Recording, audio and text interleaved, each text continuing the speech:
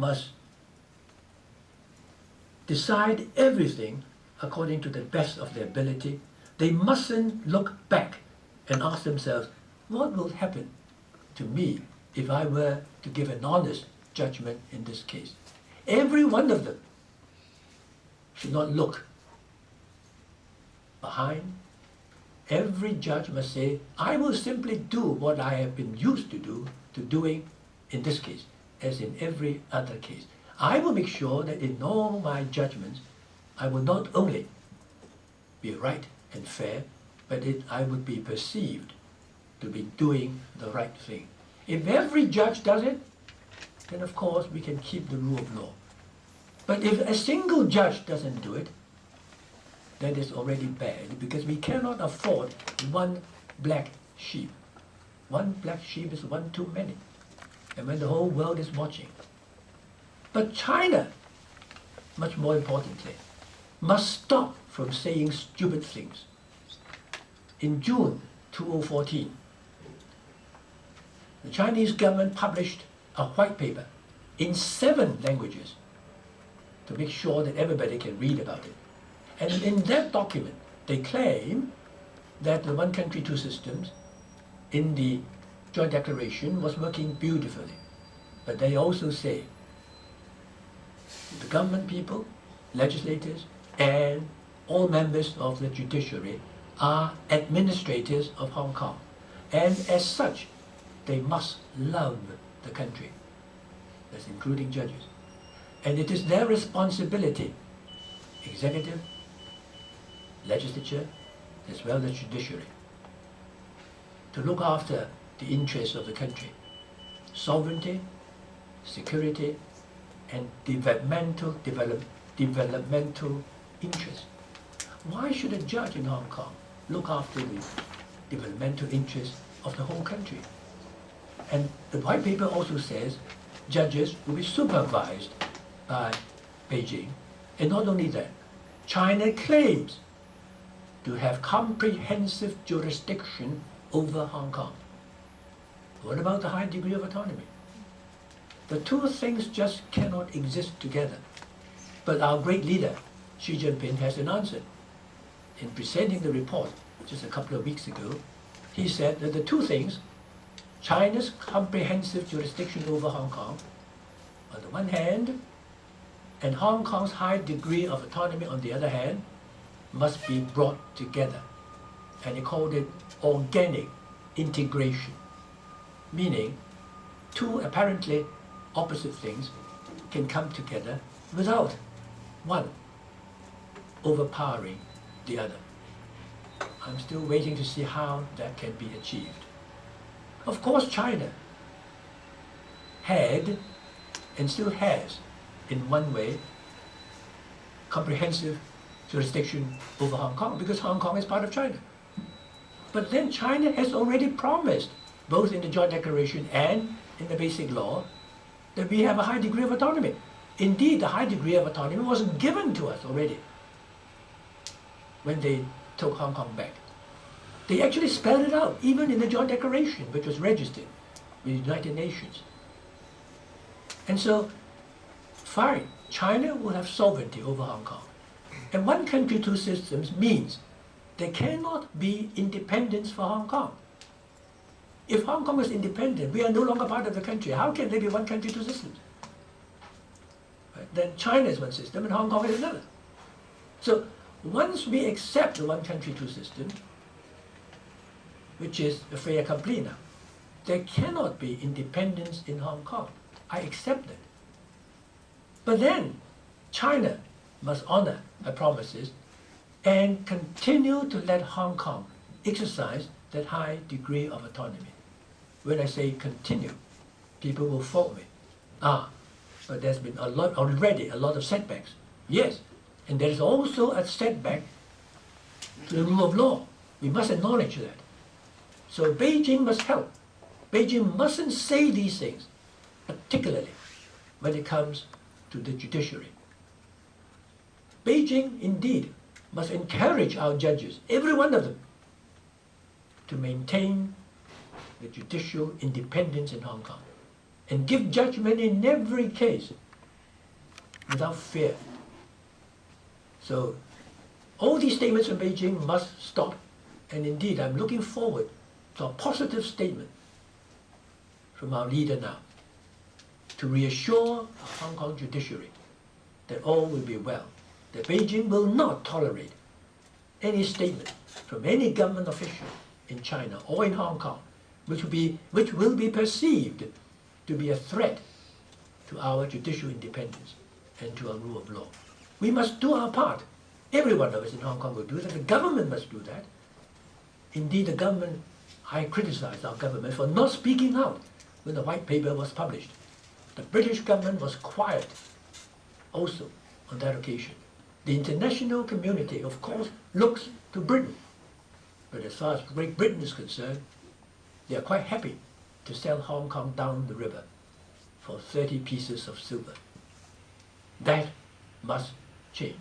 And the international community owes at least a moral obligation to the Hong Kong people when things are going wrong. Because they all supported and still support the Joint Declaration and the one country, two systems. So when something goes wrong, they have a duty to speak up for us. After all, I did not internationalize the Hong Kong issue. China did, back in 1984. When the Sino-British Joint Declaration was first announced on the 26th of September 1984, many countries in the world came out to support it. And I was scratching my head, why? What's got to do with the United States of America, Japan, and all these European countries? It's only an agreement between the British and the Chinese. But no, because both the Chinese and the British governments worked very hard to lobby for international support, fearing that if the immigration tide does not stop, Hong Kong will lose the best of our people. And they came out to support, and the immigration tide ceased, at least for many years. So, having supported and continuing to support the Joint Declaration gives every country in the world the right to speak up for us. Of course, it's difficult when you look at China trade. So it will be very courageous for any government to speak up for Hong Kong. But if people want Hong Kong to be the first Chinese city to start practicing democracy, let us then hope that China one day will fulfill the great China dream of our president, which includes democracy, which includes the rule of law. We must work towards that, every one of us. Thank you.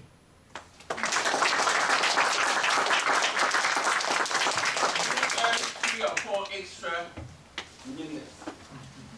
Now, I had the honor of visiting a beautiful site 22 years ago when I was at that time teaching in Hong Kong in autumn, November 1995.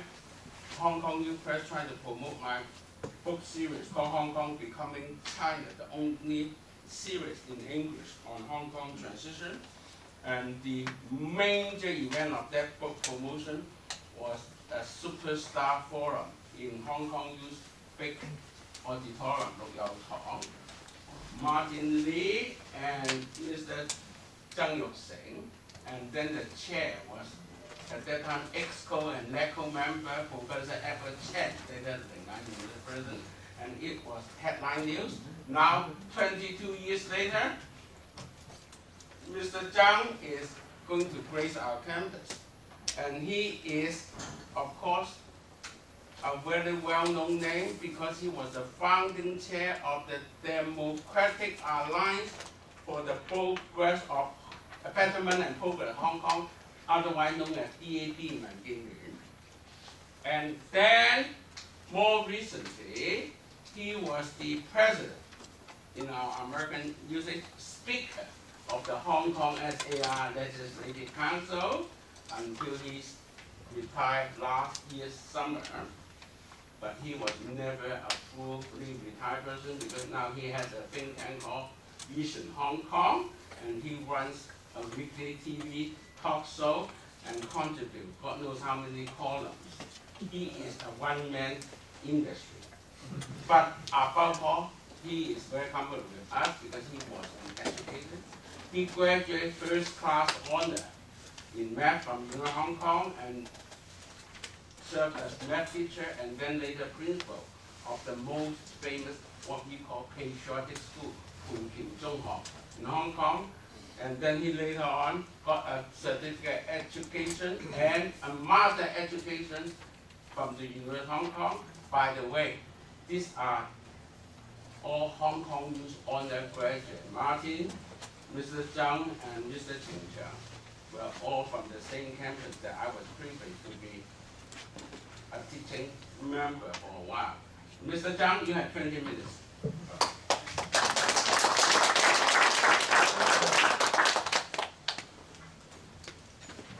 Ming Chen is going to be disappointed. He wants me to fight Martin. I expect a lot of sparks, that's what he said last evening. But I must say, I agree with almost every word Martin has just said. I have some reservations about his final remarks on the role of foreign governments. But I totally support his comments on the importance of rule of law in Hong Kong. In fact, a short while ago, my think tank published a report calling for the Hong Kong government and Beijing to help make Hong Kong a center for international dispute resolution in the Belt and Road strategy. And we stress in our report that Hong Kong will be able to play a unique role in this new strategy. And we can only do so if we maintain our rule of law, if we keep the international community confident in our rule of law and in the independence of our judiciary. I'm also aware, like Martin does, of the challenges now our rule of law is faced with. If it is of some consolation, I think I can say that the current Chief Executive of Hong Kong, Mrs. Carrie Lam, understands, I believe, much more about the importance of the independence of the judiciary than perhaps her predecessor. But when we compare the current situation in Hong Kong, 20 years after the handover, with that 10 years ago when the first Hong Kong symposium was held here, I think we have serious reasons to feel worried about the future of one country, two systems. 10 years ago, the second Chief Executive of Hong Kong, Mr. Donald Tsang, Sir Donald Tsang, secured a second term of office. He had won the trust of both the central government and the people of Hong Kong. His administration scored very highly in the popularity ratings. I think perhaps it was the highest since the handover. Hong Kong had recovered from the earlier troubles in our economy and in our public finance. The morale of the civil service had returned. Relations between Hong Kong people and the central government had improved remarkably in the previous few years. The surveys, I think, indicated that most Hong Kong people had much higher esteem, much higher opinion, much more positive opinion of the People's Republic of China and the central government than ever before. The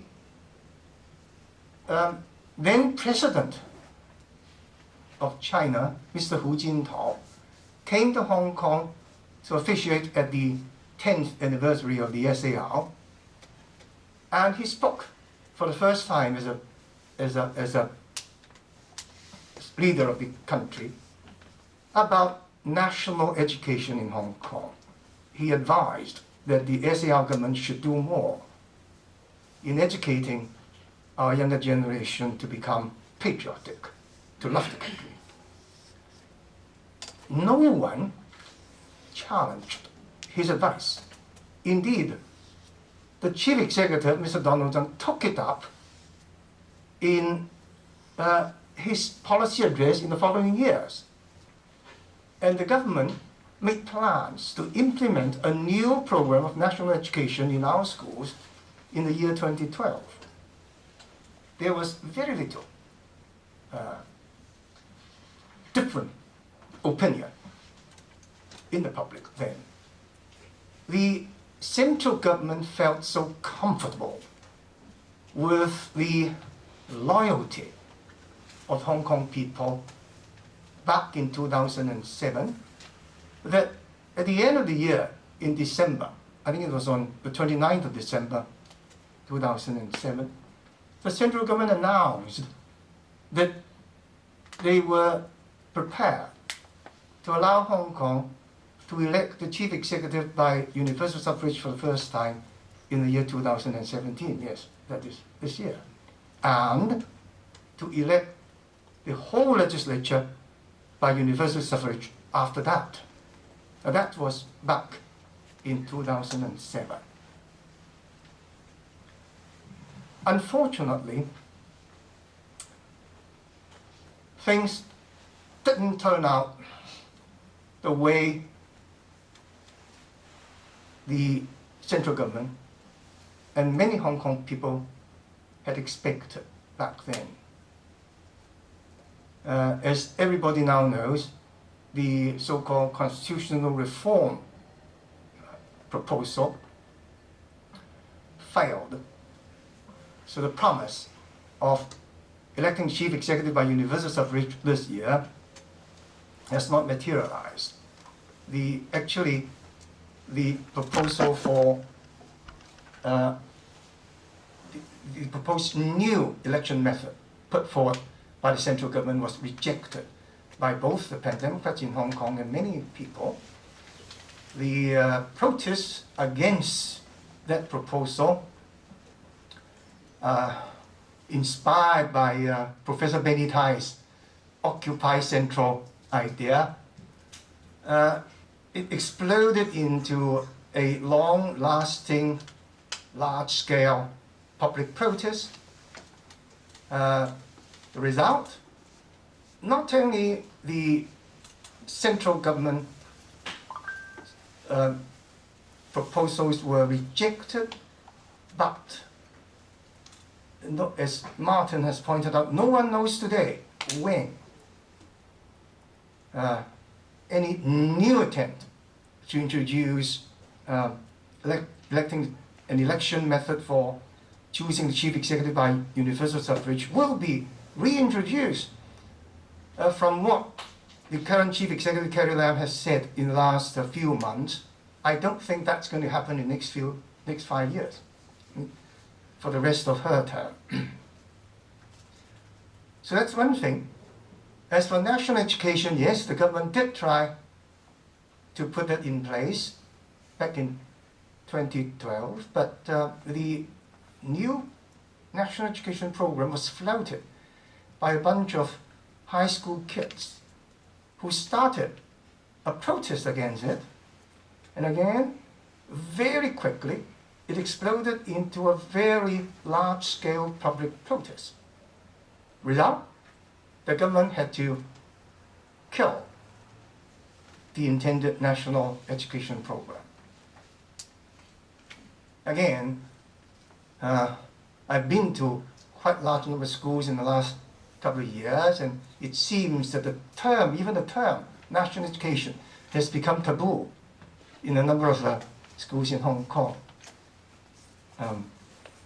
Nobody dares talk about national education. If you look at the situation now in Hong Kong, everybody is talking about a bitterly divided society. Carrie Lam has vowed to mend the rifts, but I think she has admitted that she has found the task even more formidable than she had originally realized. The relations between Hong Kong people, especially the pan-democrats and the central government, have fallen to a record low. The lack of trust between the Hong Kong people and the central government has made it very difficult for the SAR government to push forward with any public policy which would involve our relations with the central government. The Bopha, National Anthem legislation, for example, I believe it's going to meet with a lot of very strong objection from various sectors in the community, not to talk about Article 23 legislation, the national security legislation. Again, I don't think the current chief executive is going to bring that back within her current term. She understands that there is absolutely no chance of that piece of legislation being passed in the next few years. And then there is this dispute about the so-called collocation arrangement that is allowing Chinese authorities to enforce, to conduct the CIQ procedures in West Kowloon in Hong Kong. This is, again, is going to be a very controversial issue in the next few months. So, I believe that a wave of pessimism has swept across almost every sector in our community, compared with the upbeat feeling during those halcyon days 10 years ago. Why? Why have we come to the current situation? I believe it is unfair to ascribe the problems we see today to a few individuals in charge of Hong Kong affairs in Beijing, or the head of the SAR government. Nor does it help if we simply say we don't trust the Communist Party. That's a remark I heard yesterday when we talked about the Hong Kong issue. Of course we cannot trust the Communist Party. That doesn't help. What can we do? I still believe that the one country, two systems arrangement is our only way out. The only way to keep our system intact is to make sure that one country, two systems continues to work. And I still believe that up to now, the top government leadership still want one country, two systems to be in place. They are not prepared to tell the whole world that they're going to abandon it. No. But we have to admit that there are problems. We cannot simply say that everything is working fine. One country, two systems, best arrangement for Hong Kong is going to run smoothly on. No one in Hong Kong will believe that today. We have to face the problem squarely. And I believe that the root of the problems lies in certain fallacies under which they worked when they first designed the one country, two systems arrangement and the basic law. Fallacy number one. Many people in Hong Kong and in Beijing believed that we could design a system of government in Hong Kong which is both democratic and can also preserve all the best features of the system existing in Hong Kong in the mid-1980s. Everybody said the Hong Kong system was working miraculously. Hong Kong, together with Singapore, South Korea, and Taiwan, was called a small dragon of Asia in the late 70s and early 80s. We had a long period of social stability and economic prosperity, and many people ascribe that to the superb system of government in Hong Kong. We had a very strong executive-led government who did not have to bother about party politics. We had a very professional, efficient, and clean civil service. World-class, first-rate civil service. So we had consistent government policies, and we had a civil service to implement those policies. And we succeeded where others had failed. So let us keep these characteristics of our system. Let us simply copy it into the basic law. And if you look clearly through chapter 4 in the basic law, which is about the system of government in Hong Kong, you can see that despite the obvious differences, the whole setup was intended to be as near to the system of government in Hong Kong back in 1980s as possible. But at the same time, we wanted democracy, because the basic law was drafted, the Sino-British Joint Declaration was concluded in the mid-1980s, basic law was drafted thereafter, and everybody thought democracy was good. So what else? The Chinese government promised universal suffrage in the basic law. So then, now, 20 years after the implementation of the basic law, I believe that it is quite obvious there are inherent conflicts, inherent contradictions between a democratically formed government and those special characteristics we so treasure, we treasure so much. So-called strong executive-led government, efficiency, effectiveness, and although we are still some distance away from our final goal of full democracy, it has appeared in the last few years that the government is finding it more and more difficult to maintain effective governance in Hong Kong. But this is one thing. We have to face it squarely.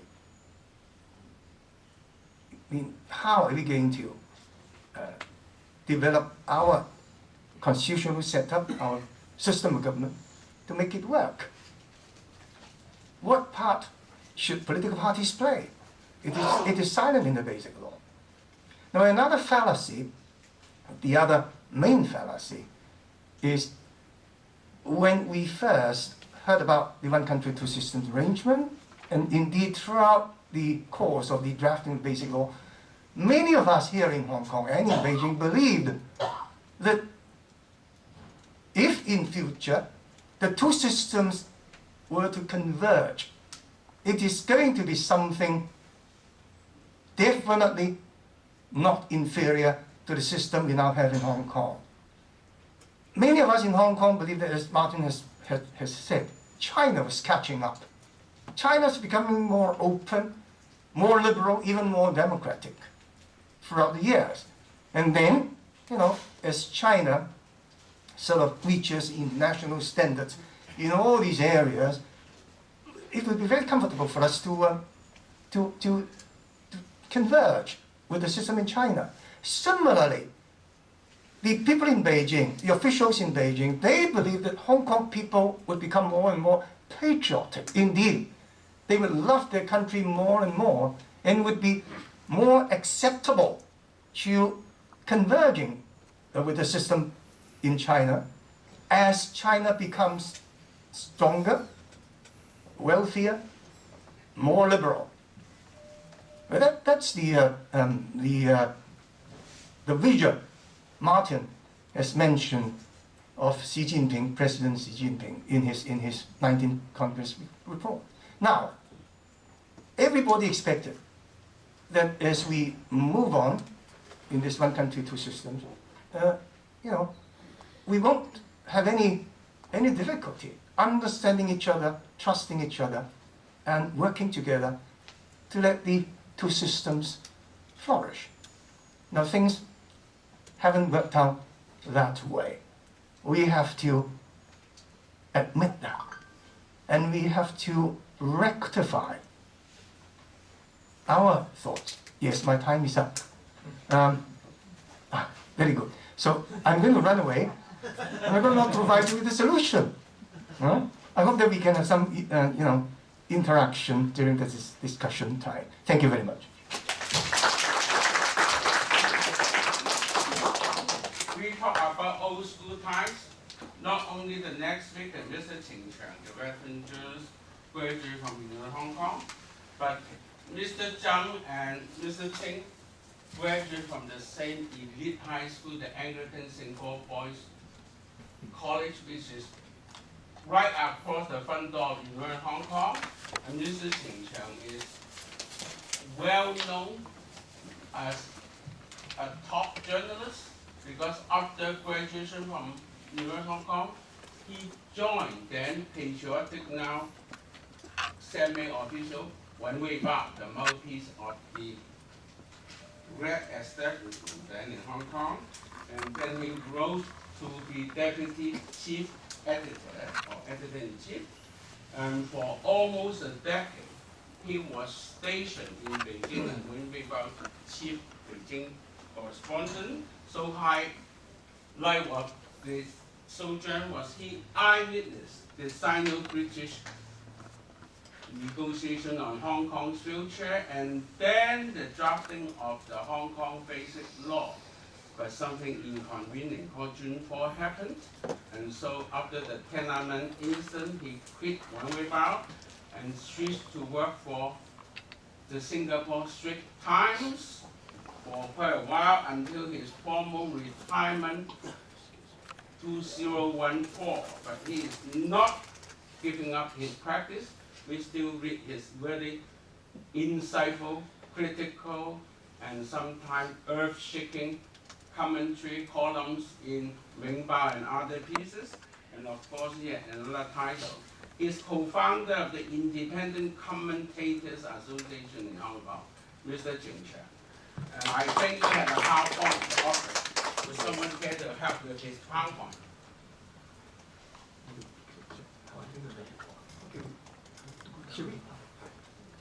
Yeah, why don't you reclaim your own throne, not a sit and down chair.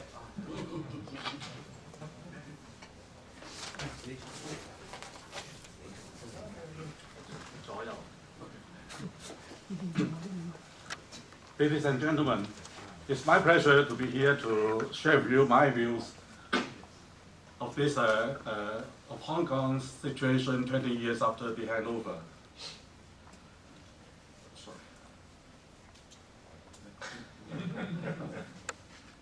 Me also a low tech.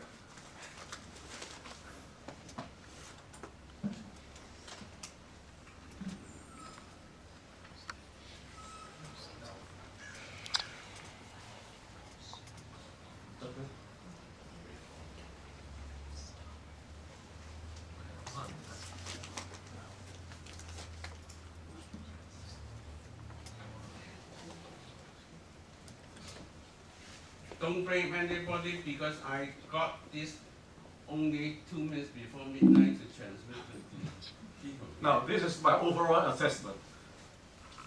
I just want to keep it brief. if you look at the economic situation, it's still very good. But if you look at the political situation, I would say there are major failures in the implementation of a one country, two systems. From Beijing's point of view, it is unsatisfactory. How do we know? Because Beijing called Macau a role model for one country, two systems. And we know that there's a lot of difference between Hong Kong and Macau. And by praising Macau, we know that Beijing is not satisfied with Hong Kong. From Hong Kong's point of view, a lot of worrisome things looming the horizon. And I guess the general trend is to have one country overriding two systems. Now in the economic area is still very good because what the basic law intended to preserve is this capitalist economy. We have private property intact, we have market economy intact, Hong Kong's prosperity still preserved, and almost all measures of economic freedom, economic competitiveness, Hong Kong ranks in the upper rank. But in the political sector, a lot of problems.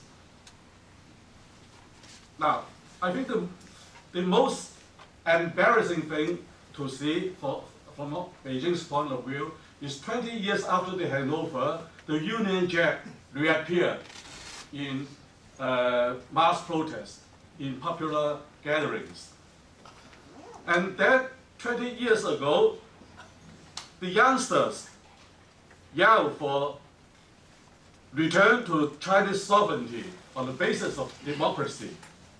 However, 20 years from then, the youngsters asked for independence. And there are all various forms of localism starting to develop. And their mode of confronting the authority changed from 合理非非 means peaceful, rational, non-violence, non-foul language. This is their tactics of confrontation to 勇武斗抗争, courageous confrontation, implying a little bit of violence.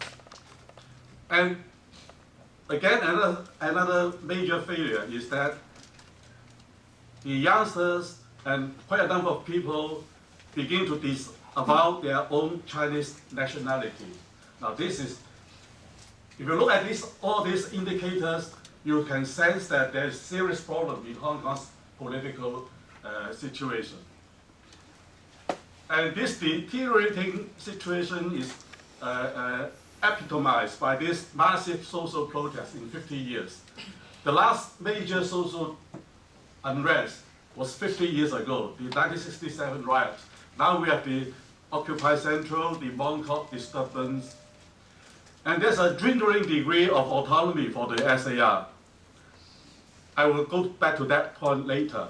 And we also see a vicious circle in Central SAR relation. And this vicious circle is spiraling downward. Just then, Jasper said that the relation between central government and Hong Kong has entered its historical low because of this vicious circle. And the rule of law faces unprecedented challenge. The World Economic Forum's rating will drop sharply from 8th place to 13th place in just 1 year. And we have also seen the birth of the first generation of political dissidents in Hong Kong. Now, people's satisfaction level, this is a poll taken by the CEO. Overall performance, 5.17 on a scale of 10. Past 20 years, 60 to 9 consider the situation worsening. Only 15.4 consider bettering. And the future outlook is less than optimistic.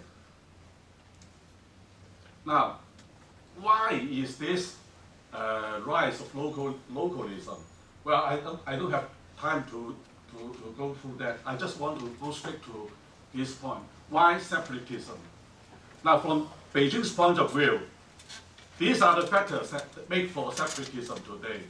100 years of colonial rule, British conspiracy to instill future trouble whenever they leave a colony, US attempt to make use of Hong Kong to weaken China, and Hong Kong has not gone through a decolonization process, and also there are local sources of hostile forces like Benny Tai or Martin Lee. These are considered to be local sources of hostile forces.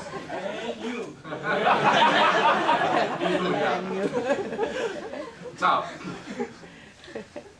this is an article written by a Chinese scholar trying to find out why there's national identity crisis among local youths in Hong Kong. Now, these are their explanation, which is typical of the Chinese way of explaining things. All thoughts comes from outside. Colonial legacy, Cold War mentality, which meant the rivalry between US and China, human rights influences, common law tradition. Now, look, common law tradition is considered a problem that contribute to this lack of national identity. And universal values of freedom and democracy. All these values shape our youths in Hong Kong. So much so that the youngsters here in Hong Kong doesn't have any sense of national identity. This is also their typical complaint. They said that 1997 represents only the symbolic return of Hong Kong, but not the return of people's heart and mind, and not the return of the administrative authority. And that's why you can see that they are bent on forging this return of the hearts and mind of the people and the return of administrative authority. However, from Hong Kong's point of view, I think separatism arises because of China continues to break its promises to Hong Kong that was laid down in the basic law. And I think this is the most important reason.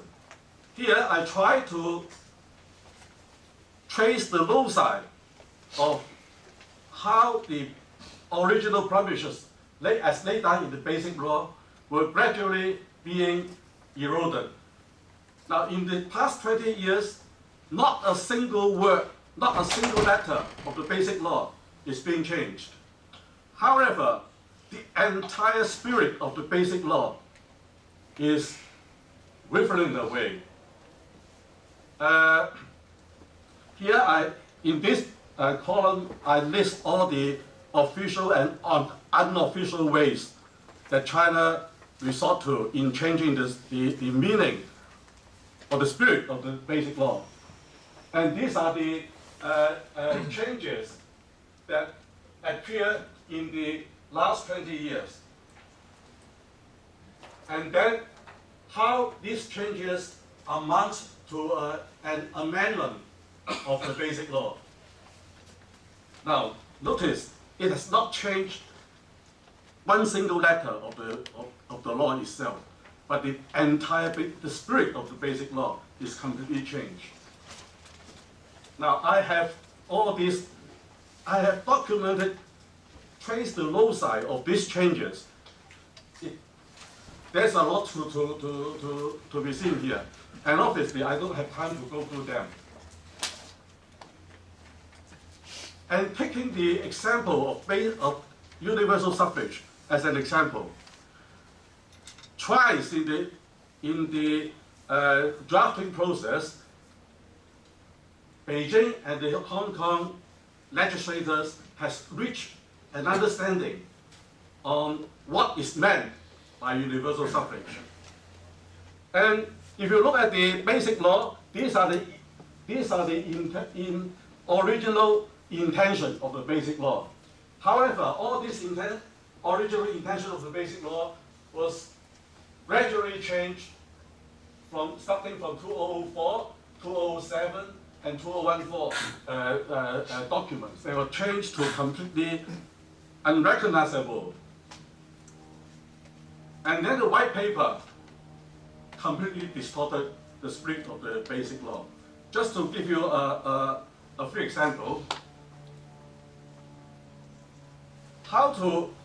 the interpretation of the basic law. According to the basic law, there's only one channel, only one way to change, to interpret the basic law. However, under the white paper, it established 3 channels whereby the basic law could be reinterpreted. And then, for example, whereas the Joint Declaration and the Basic Law stated clearly that the SAR is vested with executive power, legislative power, independent judicial power. This is in Joint Declaration, this is in Basic Law, and when it comes to the white paper, suddenly something is missed. Executive power disappeared. When I first read the white paper, I sensed that this is something important. And then I tried to ask EALC Leung, our first Chief Justice, Secretary of Justice, why is this change? And she told me frankly, she didn't even know that. Now, why is this change? This executive power is taken away because they want to introduce a new concept called the comprehensive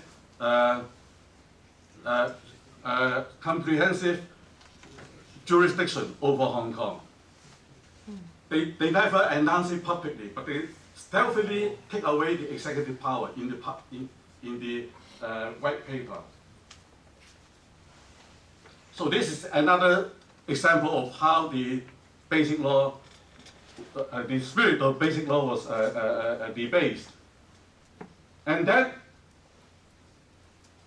the white paper said that China's constitution is also going to be applicable to Hong Kong. Not knowing that in the basic law there are specific provisions written down there with the idea specifically to exclude the Chinese constitution from being applied in Hong Kong. Now, not many people know about this process, but because I covered the entire process, I know that there are 3 provisions in the basic law that is intended to exclude the application of the Chinese constitution in Hong Kong. And at that time, the Chinese constitutional lawyers explained that these are the so-called constitution exclusion provisions with the explicit intention to exclude the constitution from being applied in Hong Kong. And yet, the white paper, again, stealthily insert this point that the constitution is going to be applicable to Hong Kong. Now, I will explain later if I have time that this is an important intention to try to modify the common law system in Hong Kong. Sorry. So I have to rush. Now, dwindling autonomy. When the Joint Declaration was concluded, the central government has only this power: national defense, diplomacy, and the right to appoint the chief executive. By the time the basic law was drafted, the central government owns 7 or 8 more powers. And by the time the white paper was released, including all this power, it introduced the concept of comprehensive jurisdiction over Hong Kong. And then, worse still to come. When Jasper TSANG came to Hong Kong earlier this year, he also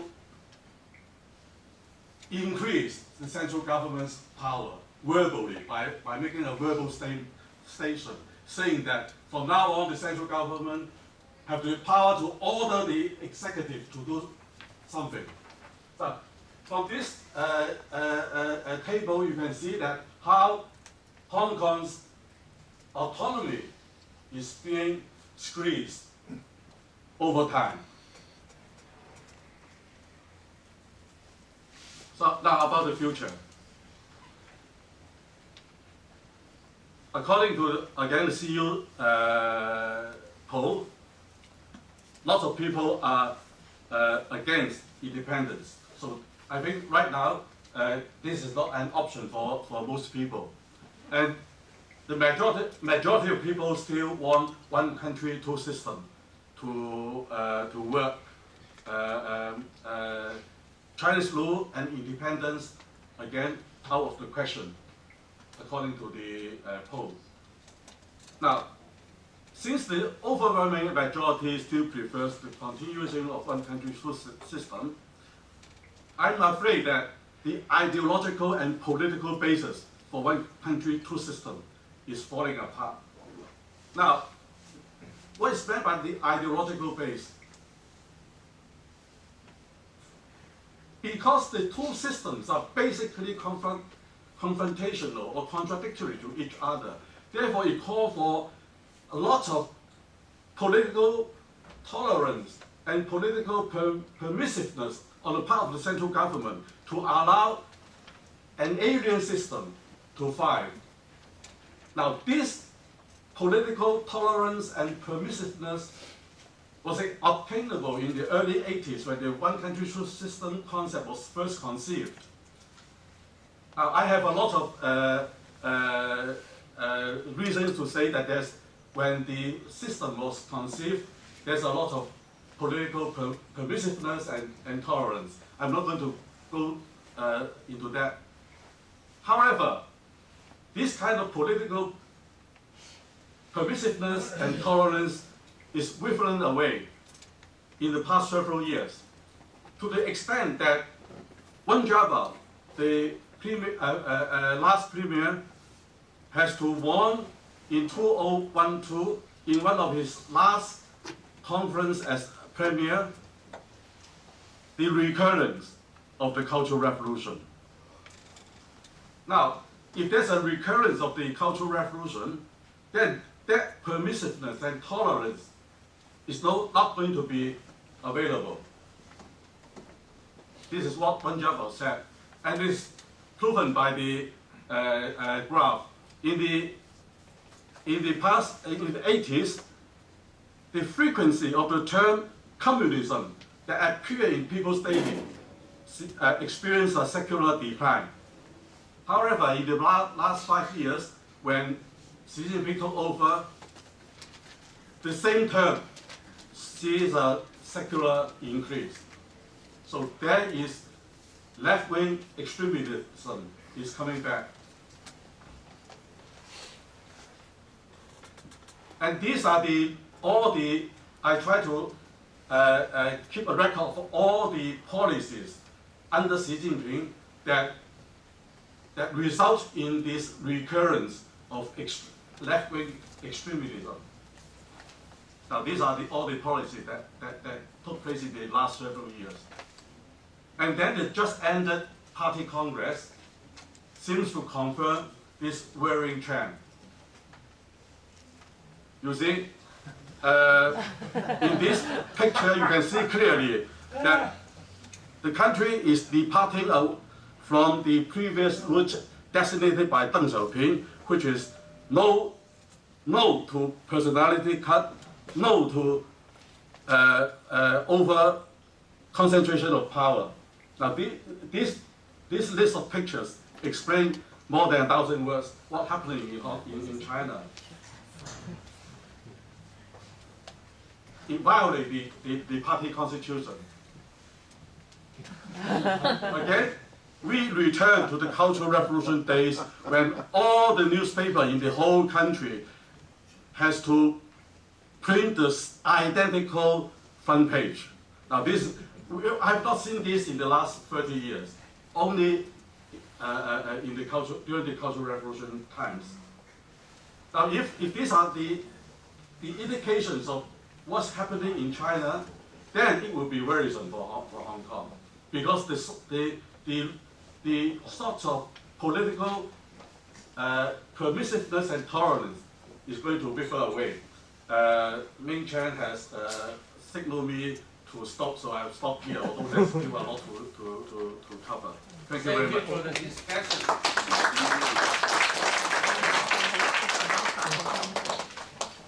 You better take my seat because we are showing a video.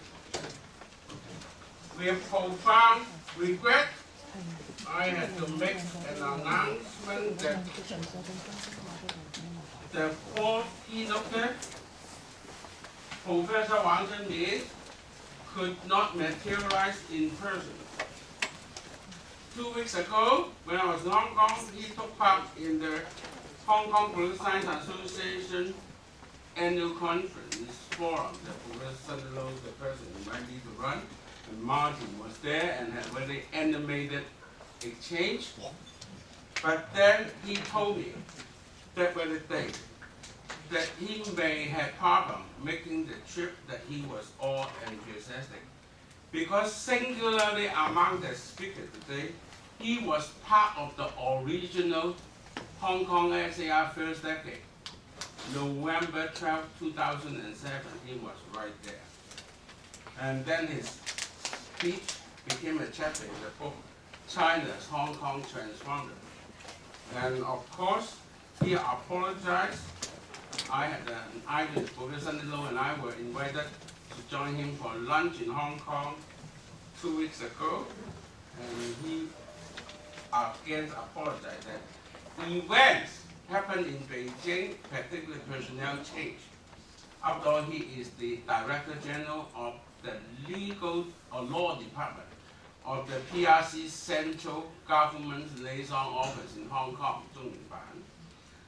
Both his immediate boss, the director of that liaison office, has a new person, and the former director was transferred to Beijing to take the office ministerial as director of the PRC State Council, Hong Kong and Macau Affairs Office. And then following the 19th Party Congress that many of you refer to, with President Xi Jinping, or rather Secretary General Xi Jinping's very strong emphasis on total comprehensive jurisdiction and control over Hong Kong, everything. He had too much on his plate to make the trip. And he was all serious. I trust him because he wrote 9 email communique on it. And he even confessed that I had a hard time explaining to my boss in Hong Kong and Beijing that this is a unique opportunity. It's not just Stanford, but Berkeley, UCLA, and U of Toronto. And he asked me to make sure not just my letter, but all the 4 campuses, senior authority would send a formal invitation. So he had it all prepared and booked a flight, but he couldn't make it. But luckily, he promised 2 solutions. He could do it via Skype, which is not reliable, or send a video. And even at one point, he said he would send an underling or former student, not to replace him, but to take part in the Q&A discussion. But then at the last minute, a very senior person, former chief executive, C.H. Dong, who is now China's National Political Consultative Conference Vice Chair, vetoed the idea because some of Mr. Dong's advisors used a microscope, go over my Stanford program and decided that may be an inconvenient person. Not that that person, but the inconvenient that Mr. Dong himself was the number 8 ranking senior Chinese government officials to welcome Donald Duck to Beijing. And you could see Mr. Dong part of the lineup when they parade the military honor guard in front of the great hall of people. So Mr. Dong could not resist the anger from His Excellency the President. So that's why we could only show the video. But for those of you who have very strong opinion, send it to me, and I promise very faithful, full transmission, no censorship on my part. Ming Dynasty never had censorship. Remember? Transmit to Professor Wang for his response. May I call on the technical person to release his tape? Dear friends, colleagues, ladies and gentlemen, thank you very much, Professor Ching. Turn up the lights, maybe. 10 years ago, we met in Stanford, San Francisco, for such a similar conference. I still have very good memory. Unfortunately, I cannot attend 20th anniversary conference because of my workload and other commitments at home. I left Tsinghua University Law School and joined the central government service in 2015. After 20 years in university and 2 years in government, I do have a lot to say about the conference theme. Today I would like to share some my observations and viewpoints about one country, two systems since 1997.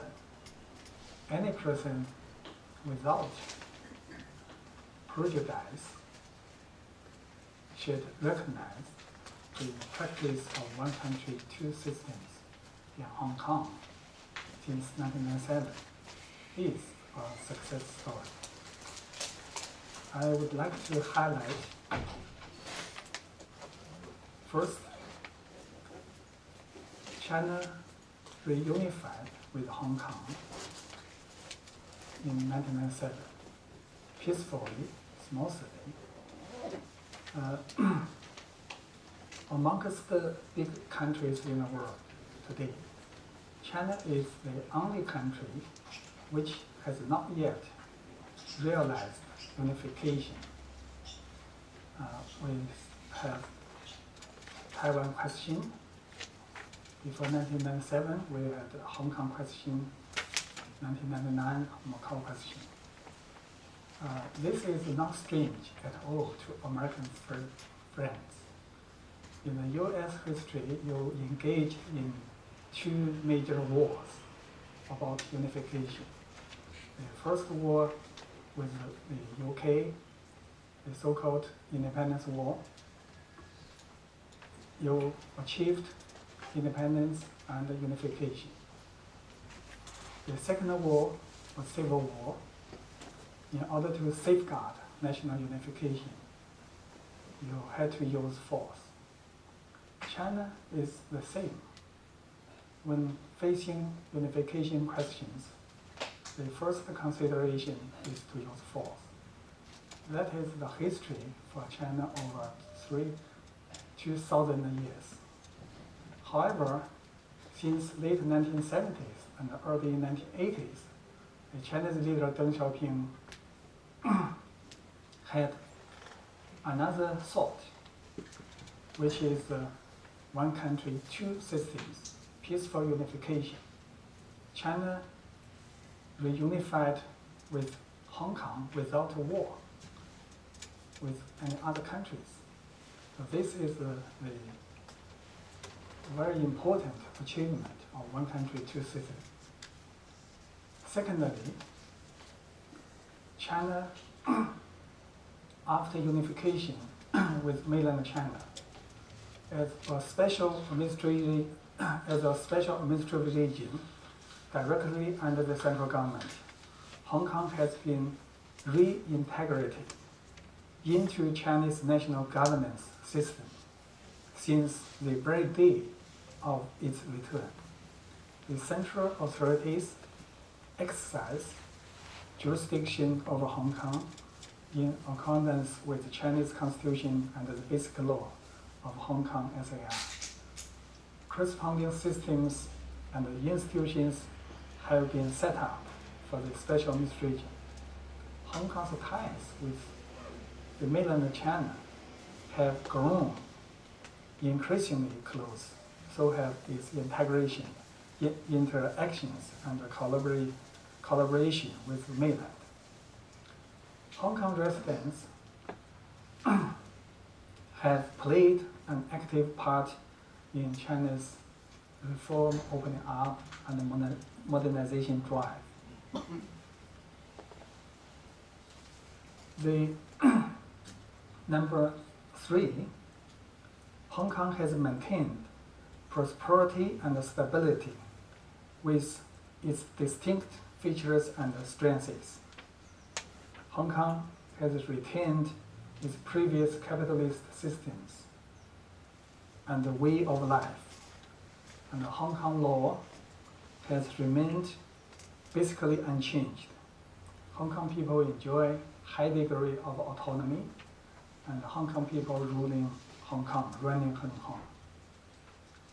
The Hong Kong residents and the Hong Kong government run local affairs within the purview of autonomy of the Hong Kong SAR. Hong Kong people enjoy more extensive democratic rights and freedoms than at any other time in its history. Hong Kong people, we recognize Hong Kong people enjoy extensive human rights, and freedom of speech, freedom of demonstration. 2016, only 1 year, there were over 10,000 demonstrations in Hong Kong. Hong Kong is still one of the safest cities in the world. People can take subway midnight in any place in Hong Kong. There are only some 8,000 prisoners in Hong Kong. Each year, the cost for one prisoner in Hong Kong is 300,000.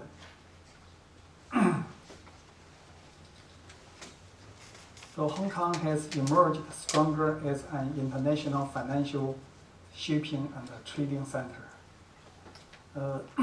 According to the World Bank, IMF, World Economic Forum, Hong Kong is still the freest economy and one of the most competitive regions in the world.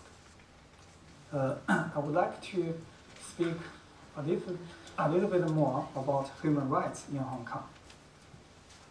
Recently, some people in Hong Kong and overseas criticized the rule of law and judicial independence in Hong Kong. However, after 20 years practice, we can see Hong Kong's rule of law is still thriving, very strong.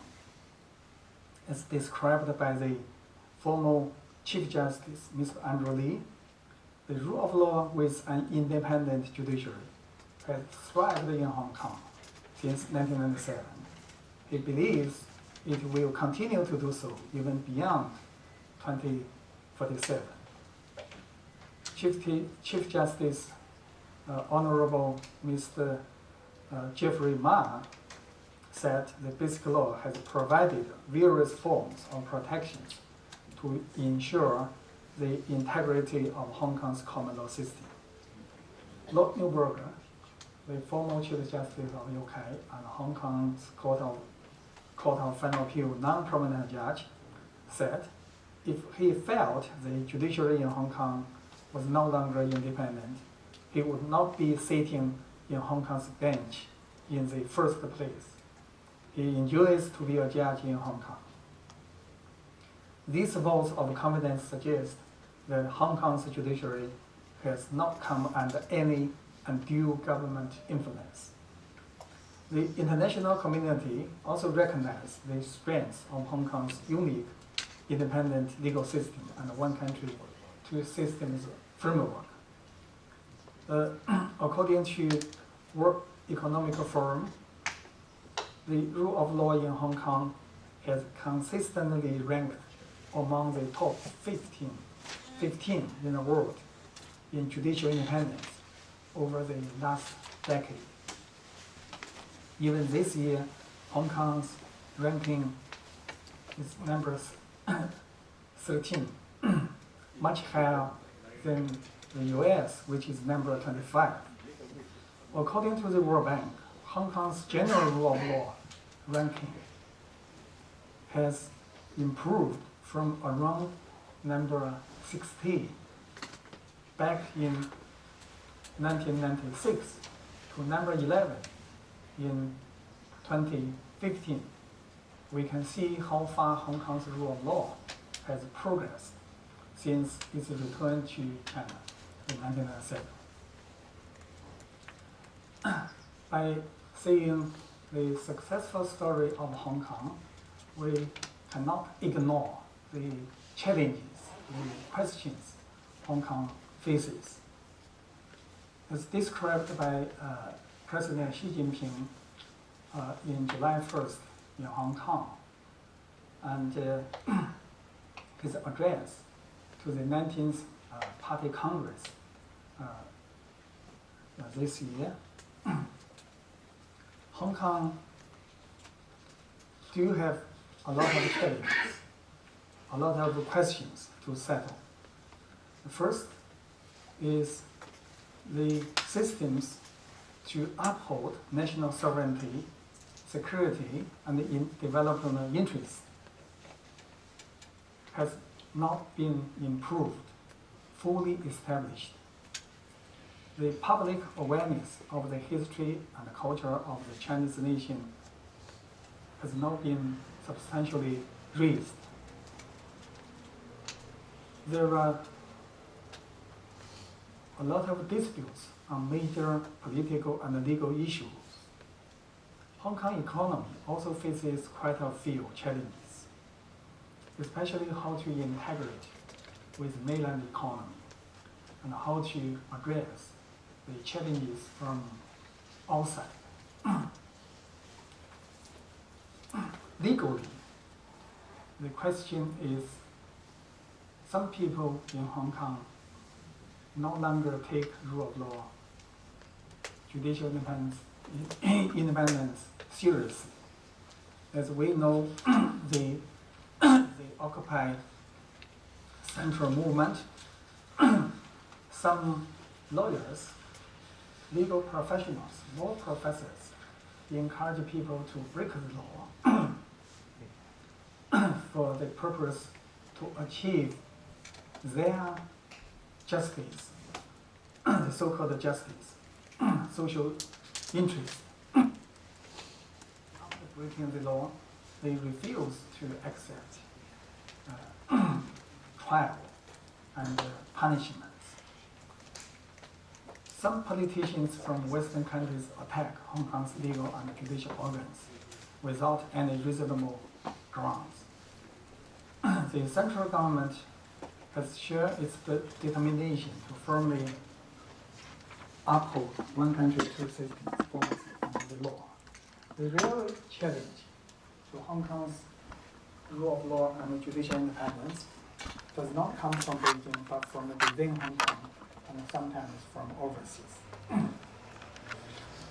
How to address these questions, these problems? As in the July 1st speech in Hong Kong and the 19th Party Congress, President Xi Jinping made it very clear that the central authorities will unswervingly implement the policy of one country, two systems, and make sure that it is fully applied in Hong Kong without being banned or distorted. To settle such questions, problems, and meet the challenges, firstly, we need to have a correct understanding of the relationship between one country and two systems. The concept of one country, two systems was advanced first and foremost to realize and uphold national unity. This is why when UK and China negotiated in early 1980s, China made it very clear, sovereignty is not for negotiating. After Hong Kong returned to China, Hong Kong has to face how to deal with its relationship with China, how to read China, how to recognize China as Hong Kong's sovereign and accept the new constitutional framework. We had to recognize Hong Kong's return to China completed a fundamental transformation of its constitutional order. The Constitution of People's Republic of China and the basic law of the Hong Kong SAR together form the constitutional basis of the Hong Kong SAR. However, in the past 20 years, especially the past few years, we see a lot of activities challenging China's sovereignty and national security.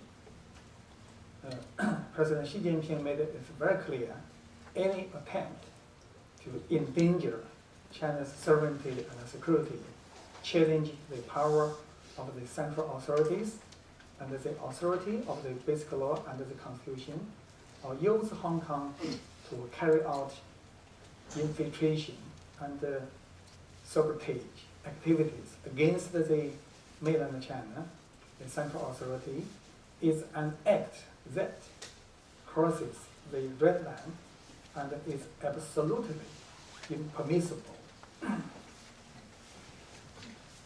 So to recognize mainland China, we had to recognize objectively the Communist Party of China.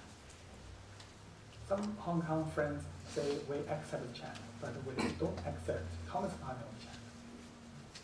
The Communist Party of China and China is connected because modern China is created by Communist Party. And the Communist Party in the past several decades made great efforts to realize China to carry out reform and open up. And China achieved a lot in this regard. So we have to have an objective recognition of China and the Communist Party of China. Of course, by emphasizing one country, we don't ignore two systems. We never said Hong Kong would be mainlandized, become completely a mainland city, because mainland China, the central authorities also benefit from two systems. So we sincerely hope Hong Kong can maintain its original capitalist system. So to carefully handle the relationship between one country and two systems is a very important question for all people in Hong Kong. Secondly, Hong Kong must to face the economic challenge from the world, how to integrate with mainland economy. According to one country, two systems policy, Hong Kong remains an independent economy. We recognize Hong Kong's independent status as an economy. However, Hong Kong economy is very small. It is cannot exist without integration with the mainland. That's why the central authorities this year and in the past few years put forward the Great Bay Area initiative. I hope Hong Kong can take the advantage, take the opportunity to broadly integrate with mainland economy, especially with the Great Bay Area.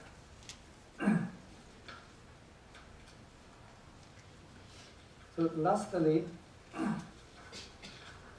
we need to strengthen education to the young people, to let the young people know what happened in mainland China and what happened in history in China. They are also the masters of the country. Together with the mainland young people, they had to lead not only Hong Kong but also the entire China in future. So today I just share with you my some observations and point of view about the practice of one country, two systems. In the past 20 decades, in the past 2 decades, it is a success story. I am quite confident in the next 10 years, Hong Kong will remain stronger. Hong Kong will remain economically successful and also politically more integrated with mainland China. I hope 10 years later, 2037, there will be also similar conferences in the US university. I hope I can attend such conference in 10 years. Thank you very much. I welcome any criticism and comments. Thank you. The 3 Hong Kong keynote return to the podium, and we will have half an hour of discussion. We turn the rendition trying to write that.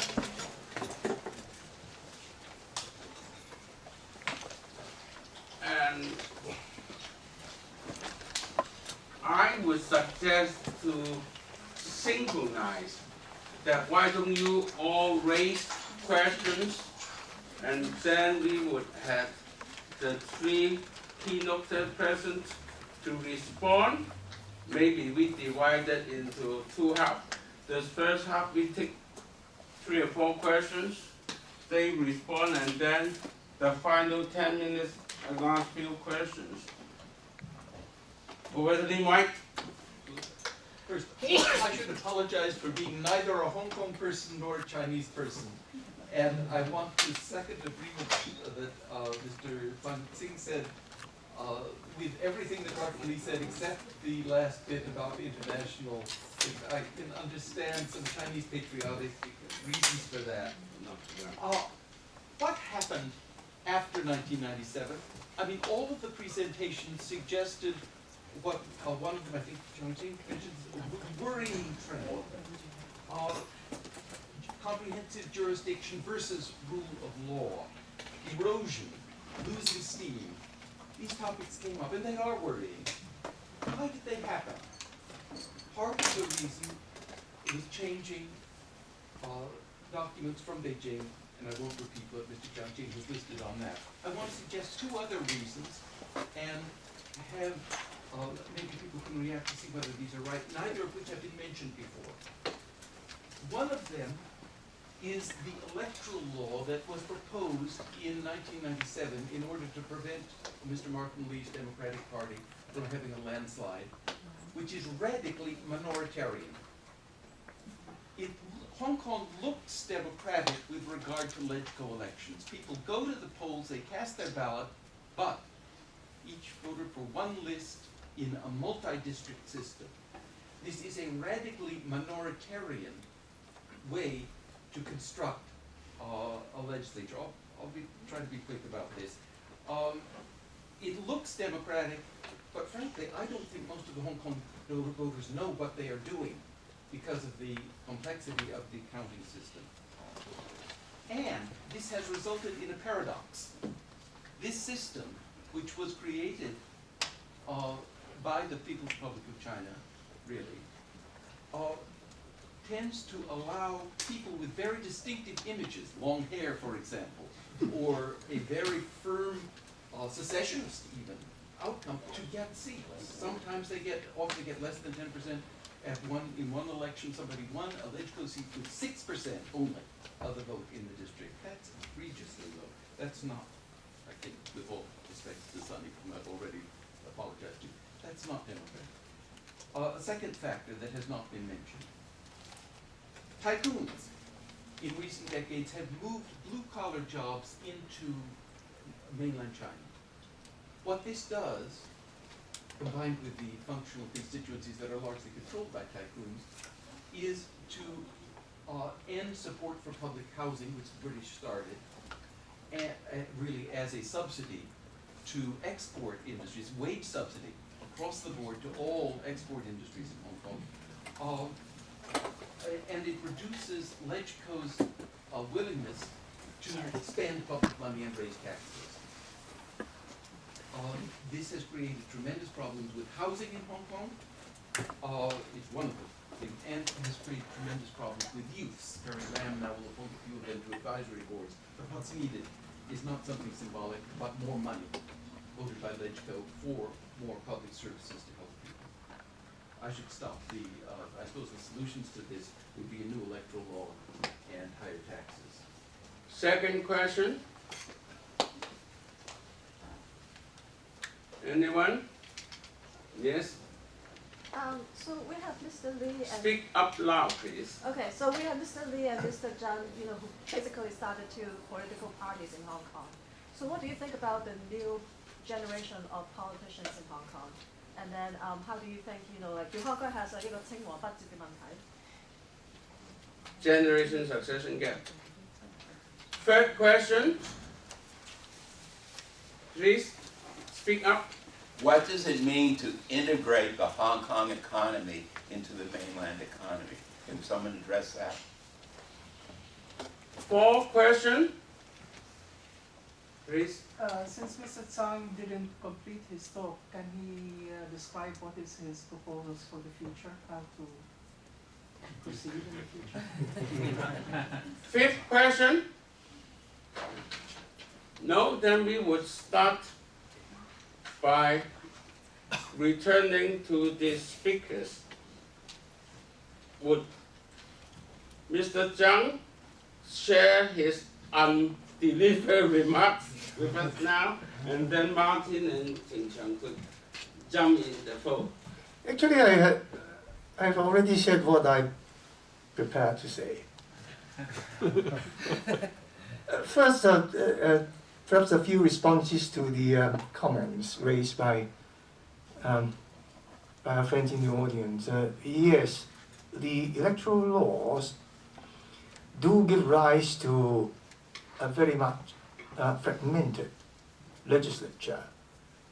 But I believe that, perhaps Professor Larry Diamonds can tell us more about this. I don't think that we can point to one singular system, electoral system, and say, yes, this is the most democratic one.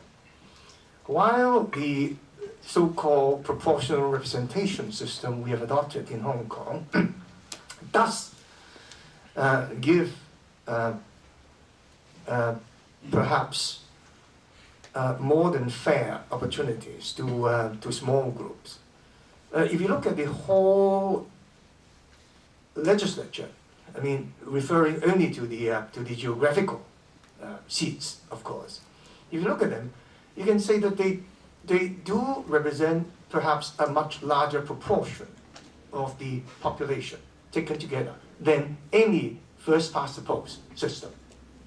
Because if you have single seat constituencies, first past the post, then you can have as much as 49% of the constituents not represented in the legislature, and those people will feel angry. So I mean, there are pros and cons for any single system of election. There have been suggestions from both government and non-government sources that we should change electoral laws. But I mean, common sense says it is very difficult to do so because there are vested interests among those who have the power to make new laws.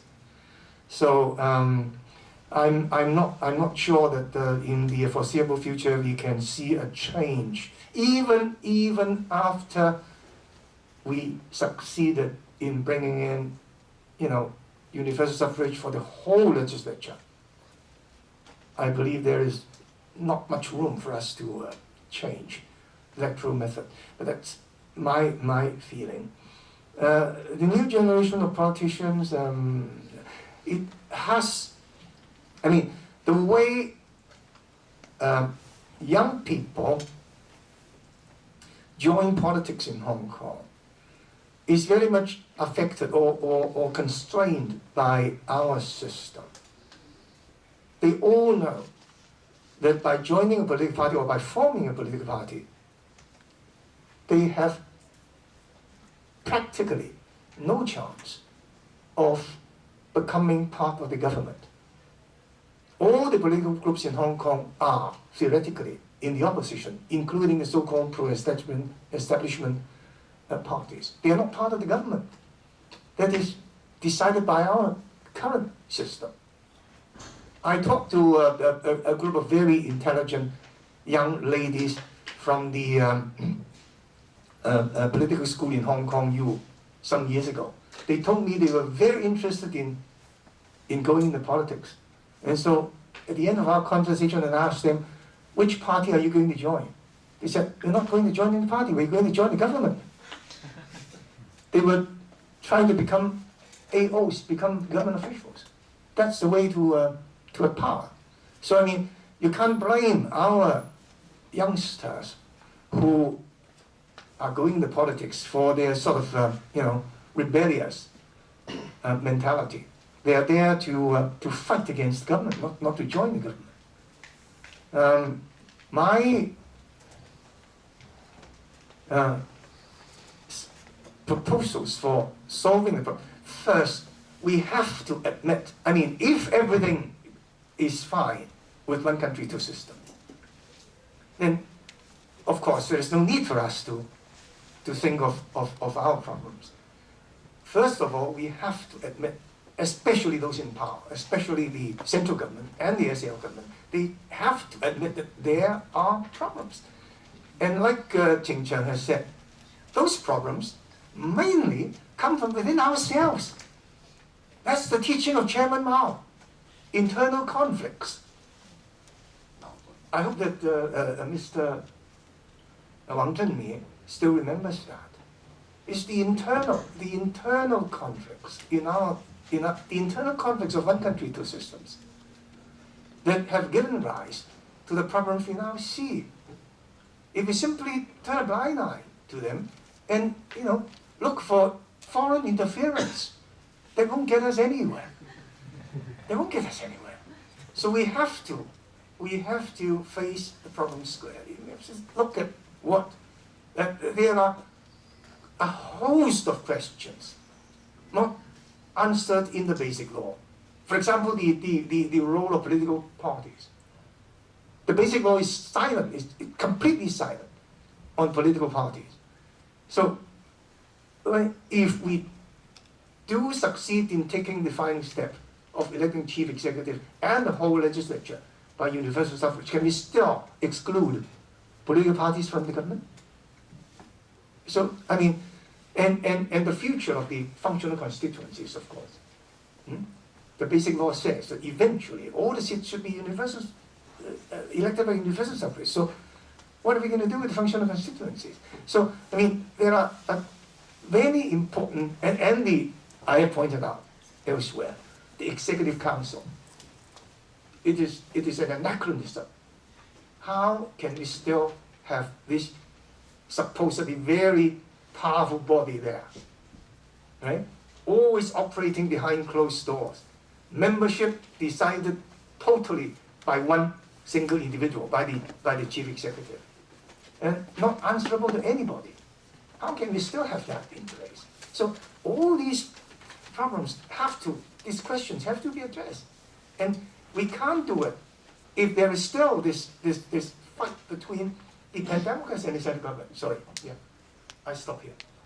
Martin, could you care to respond both to the lady's question, but also the most fundamental and highly academic as well as real politics observation by Professor Lin White? Well, the young people, they are not represented here. I shouldn't be here. Joshua Wong should.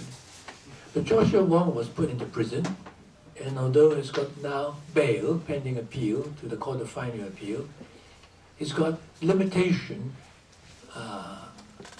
he's got conditions of bail. He cannot leave Hong Kong. That's why he can't come here, not even sitting down here. He was here last year, end of March, and the room was overfilled. Yeah.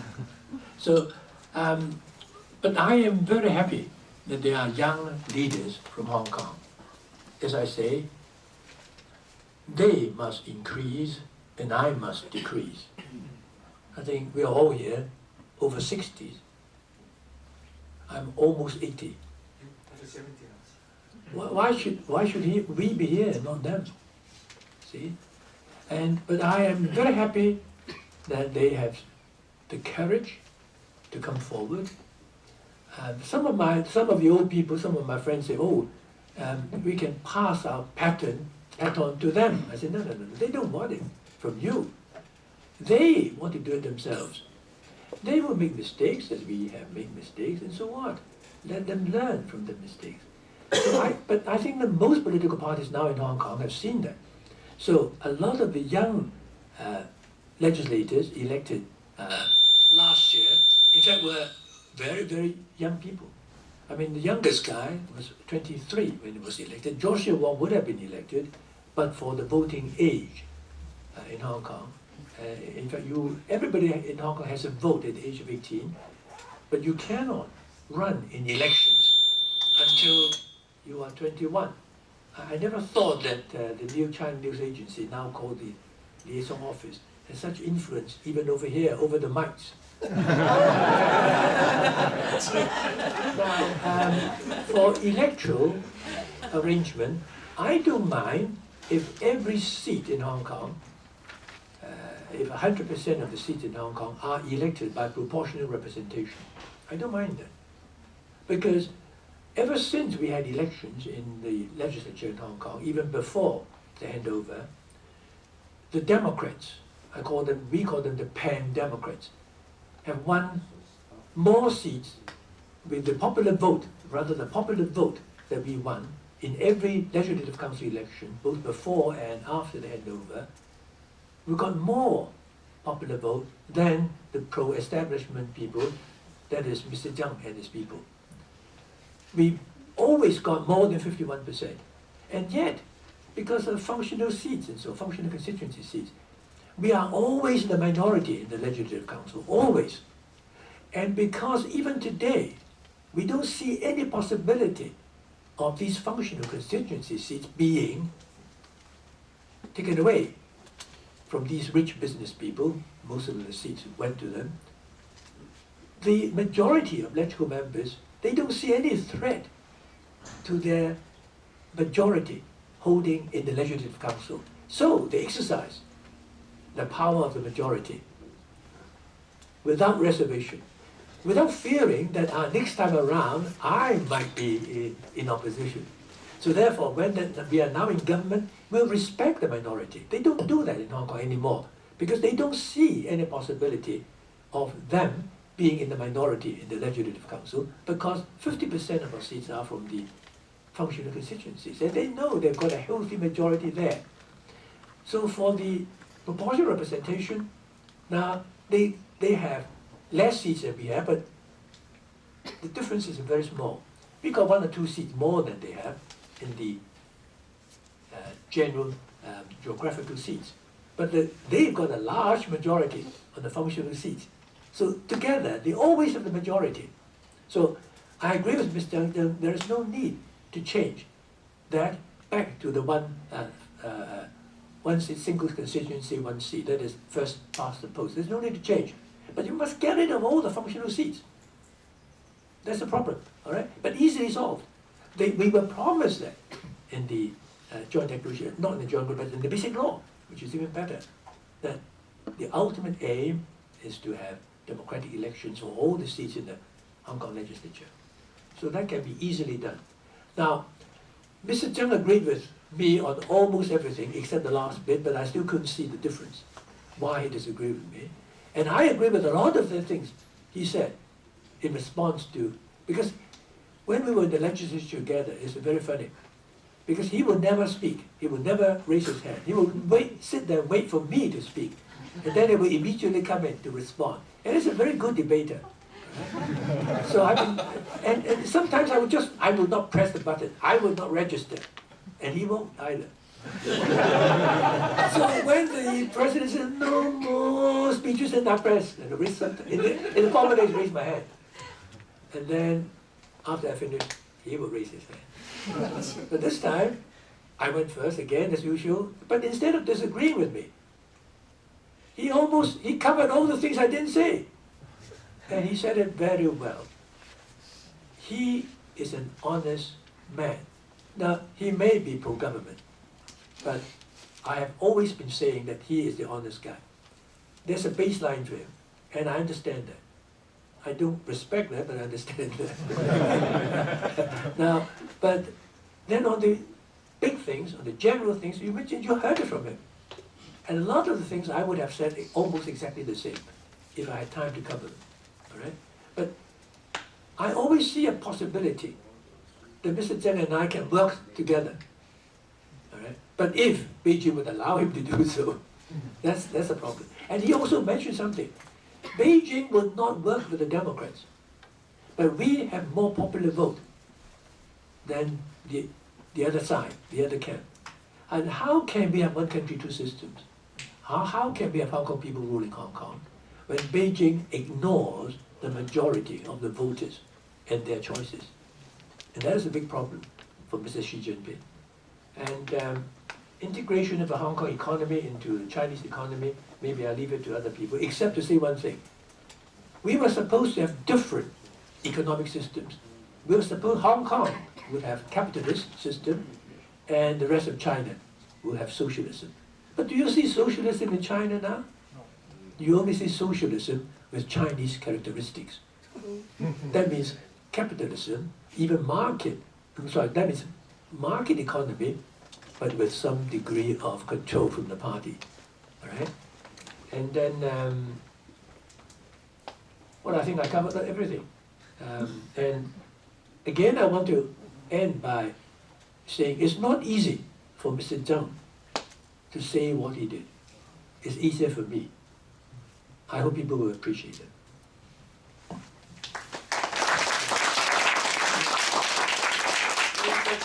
You had a few minutes.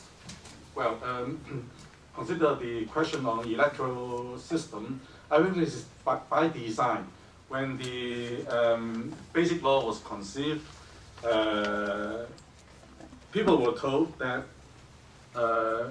we will not consider a party system. Why?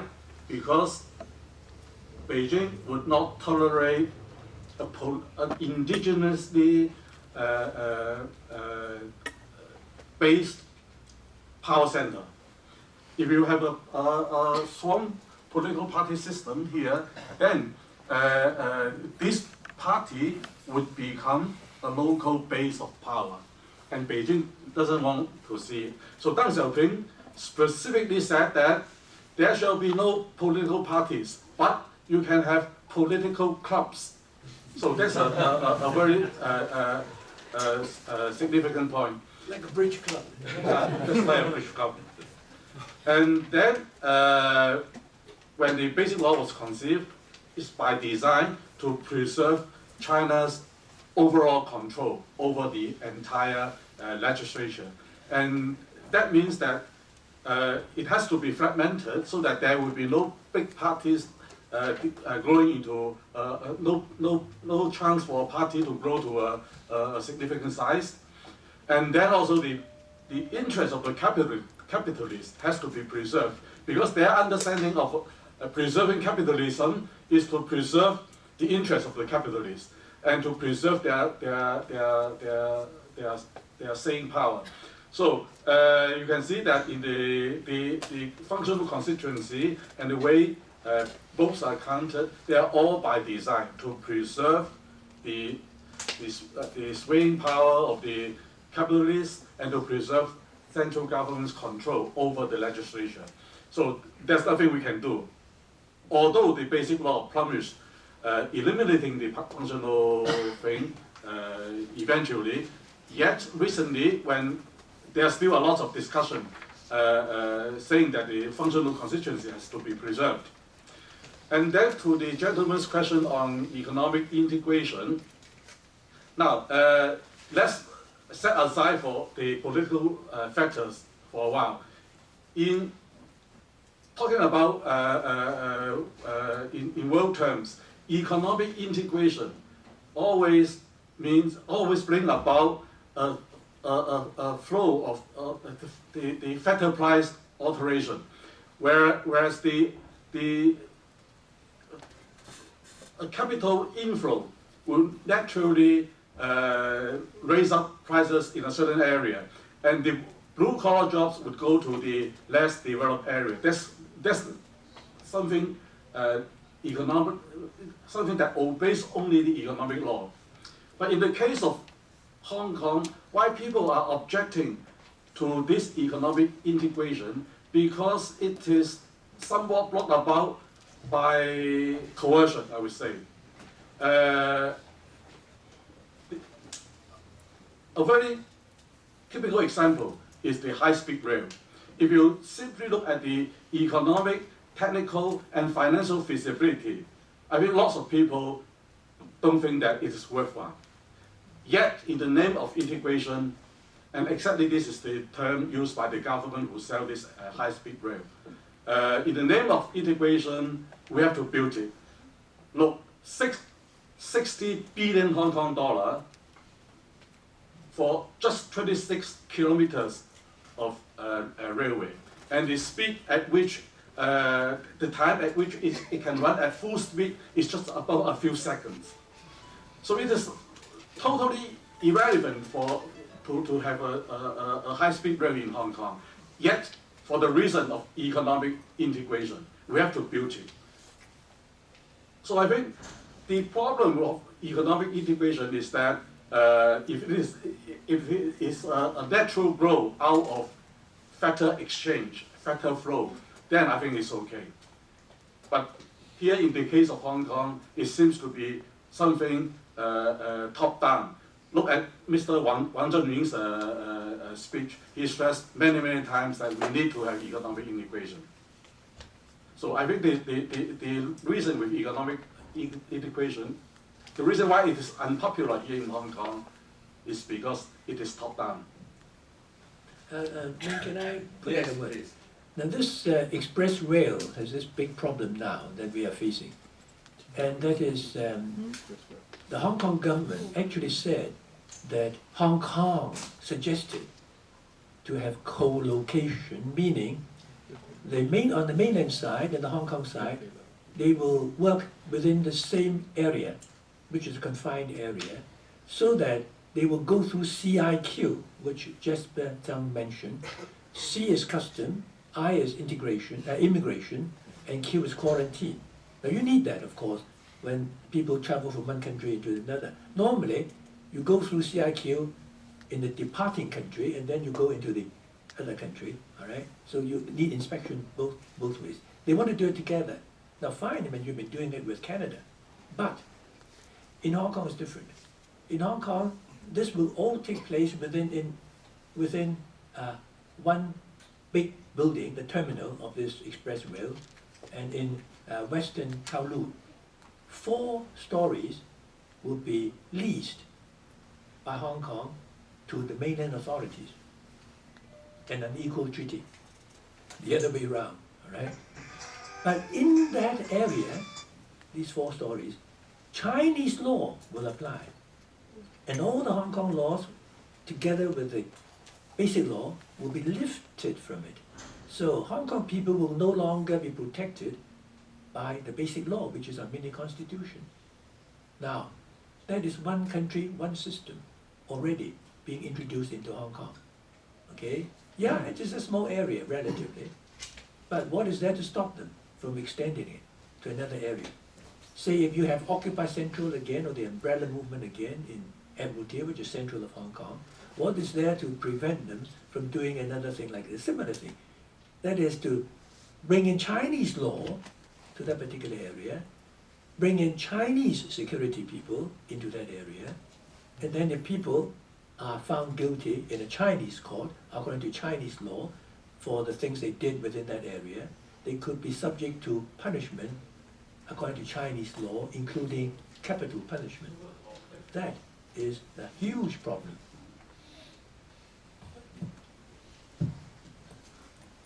I now would give the floor one last chance. Evan Rabushka. Just a comment that also was not mentioned. I arrived in Hong Kong in 1963, and in the course of the year studying Chinese, I went to the Lok Ma Chau lookout and looked over the border, and there was nothing there. A few mud huts in a river. Okay. So today we have a city of 12 million people in Shenzhen.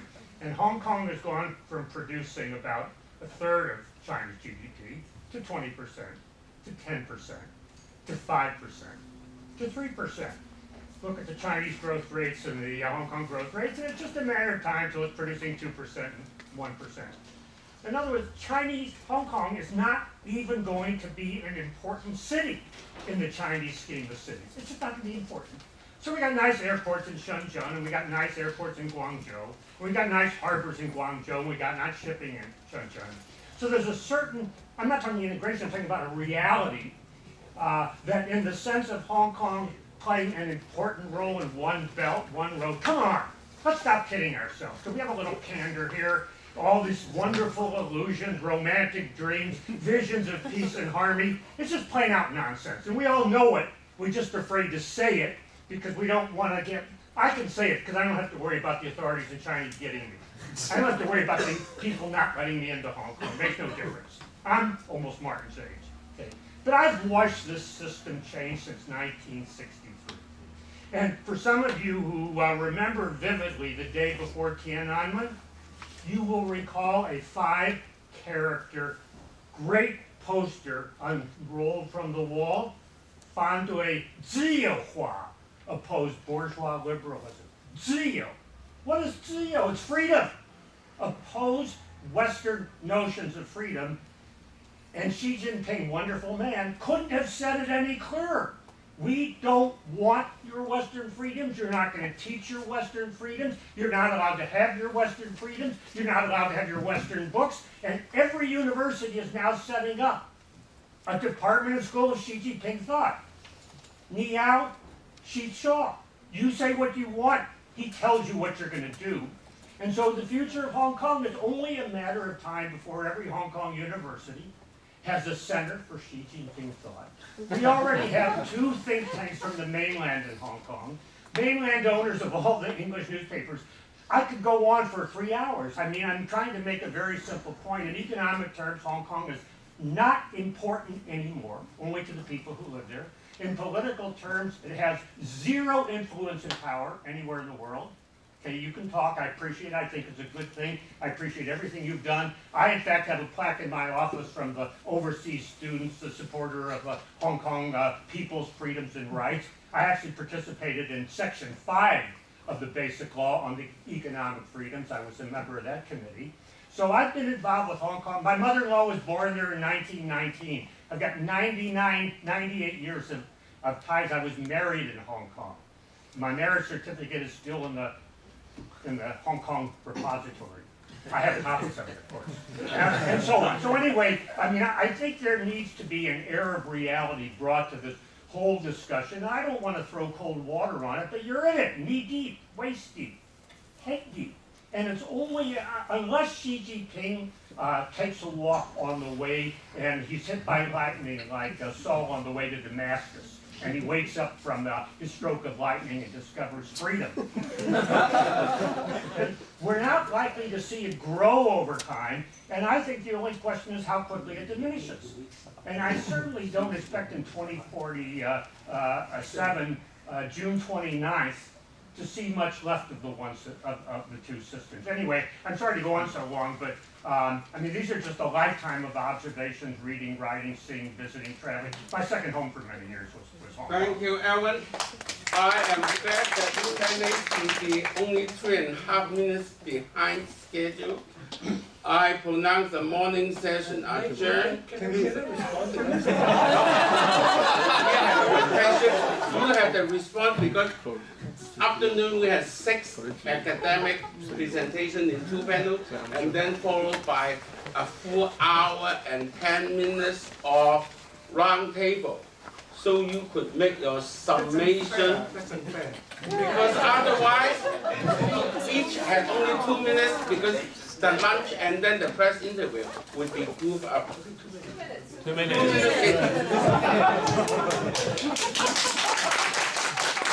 I have also observed the development of Hong Kong and China in the last 60, 70 years. I tell you this, because many people in Hong Kong recognize me by my face. Very often when I walk in the streets, I would have young men and women coming up to me, speaking in very fluent Putonghua because they have come from the mainland. And they always tell me, look, Mr. Zhang, do not allow integration with China to change your system in Hong Kong. Yes, there are many things which Shenzhen, Shanghai, and Guangzhou have that we don't. But we have one thing they don't, our system. And you see, I was talking about the International Center for Dispute Resolution. Would, for example, a Sri Lanka company want to resolve their disputes with a Chinese company in Shanghai? Or would they prefer to come to Hong Kong? As long as we maintain our rule of law, Right. and our independence of judiciary, and I believe it is for us to make Mr. Xi Jinping understand that whatever he thinks of freedom in the mainland, Hong Kong, keeping our system, is a very valuable asset to China.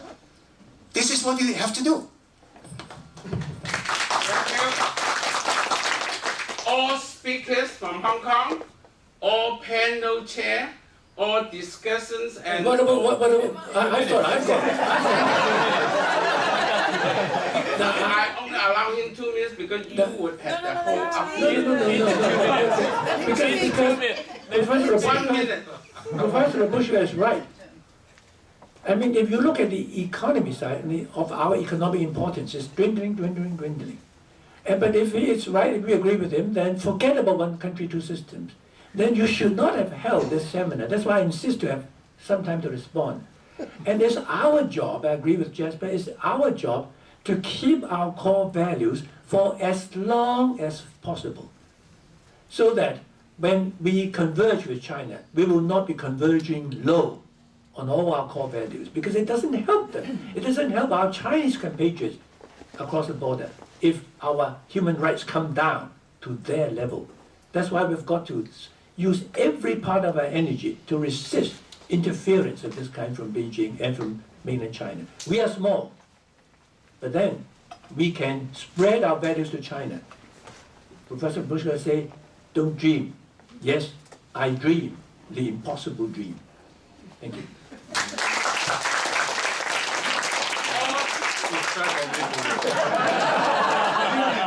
No time to eat.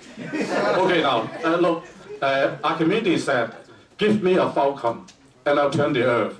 Hong Kong is the falcon to turn China. Now, looking back historically, the historians here, Hong Kong has been performing a task in moving China forward, playing a role that is disproportionate to its size and population. This gives me faith and trust in Hong Kong. Thank you. I don't ask you to hold your tongue forever. Only 5 hours from now, at about 4:30, we would have a full hour of round table where you could bring your work.